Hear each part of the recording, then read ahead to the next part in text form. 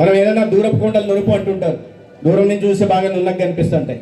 దగ్గర పోయినప్పుడే దాంట్లో చెట్లు, పుట్టలు, గుంతలు, లోయలు, కొన్ని చోట్ల అయితే గొడ్డళ్ళు, కత్తులు, కటార్లు, గుండెపోట్లు, గొడ్డలి పోట్లు కూడా కనిపిస్తుంటాయి, దగ్గర పోతే కనిపిస్తాయి.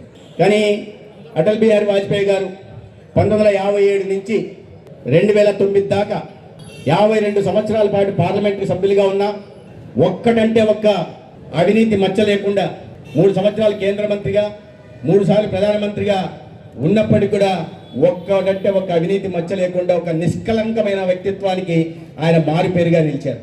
అనేక రకాలైన కార్యక్రమాలని వాజ్పేయి గారు తీసుకొస్తే దాన్ని వాళ్ళ నరేంద్ర మోడీ గారు ముందుకు తీసుకెళ్లి ఒక సమూలమైన మార్పును తీసుకొచ్చే ప్రయత్నం చేస్తున్నారు.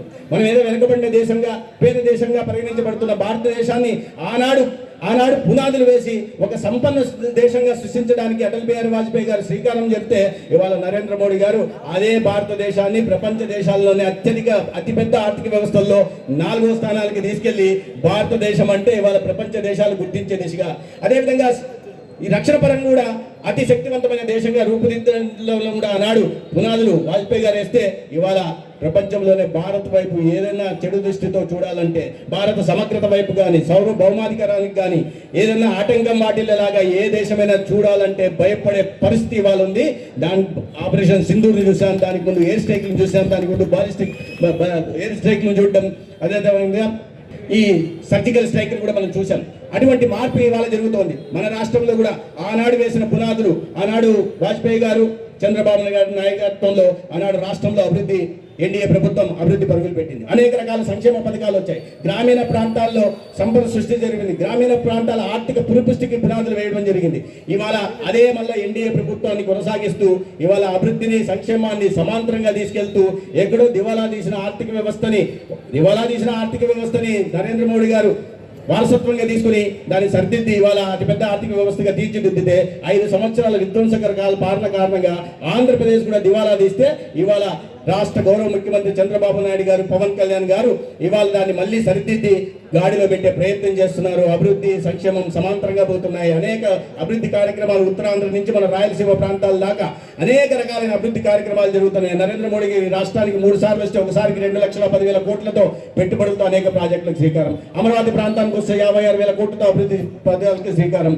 ఇటీవల మన కర్నూలు ప్రాంతానికి లేదా రాజ్నాథ్ సింగ్ గారు సత్యసాయి జిల్లాకు వస్తే 36,000 కోట్లతో అభివృద్ధి కార్యక్రమాలకి మన రూపురేఖలు మారేలాగా ఆంధ్రప్రదేశ్లో ఇవాళ అభివృద్ధి కార్యక్రమాలు జరుగుతున్నాయి. ఇవి కాకుండా అనేక సంక్షేమ పథకాలు కూడా ఉన్నాయి. మీకు అందరికీ తెలియని విషయం కాదు.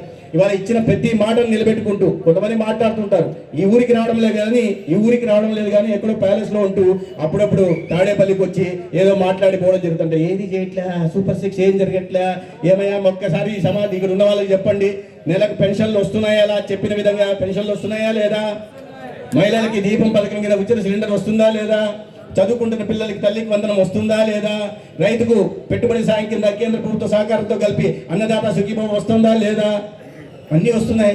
ఇన్ని ప్రతికూలతల మధ్యలో కూడా కేంద్ర ప్రభుత్వ సహకారంతో రాష్ట్రంలో చంద్రబాబు నాయుడు గారి నాయకత్వంలో ఒక అద్భుతమైన పాలన నడుస్తుంది. ఏదైనా అద్భుతమైన పాలన, మంచి పాలన జరుగుతున్నప్పుడు, మంచి రోజులు ఉన్నప్పుడు, ఒక సానుకూల వాతావరణం ఉన్నప్పుడు చాలా మందికి జీర్ణం కాదు. జీర్ణం కాని కారణంగా అప్పుడప్పుడు రావడము, దాన్ని జీర్ణం కాకపోతే ఏమవుతుంది,